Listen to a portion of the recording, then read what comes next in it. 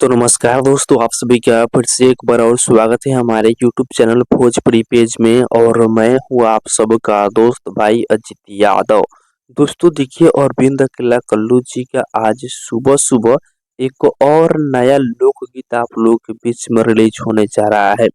दोस्तों देखिए, गाने का नाम है सुनर लड़की, जो कि इस गाना को राइटर आशुतोष तिवारी जी लिखे हुए हैं और गाने में म्यूजिक बनाए हैं आर्या शर्मा जी।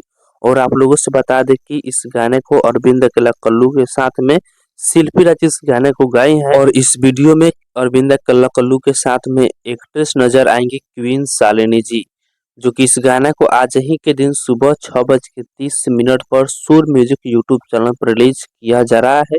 तो आप लोग तैयार है इस गाने को सुनने के लिए। गाना बहुत ही जबरदस्त गाना होने वाला है, क्योंकि इस गाने का जो गीतकार है वो है राइटर आशुतोष तिवारी जी।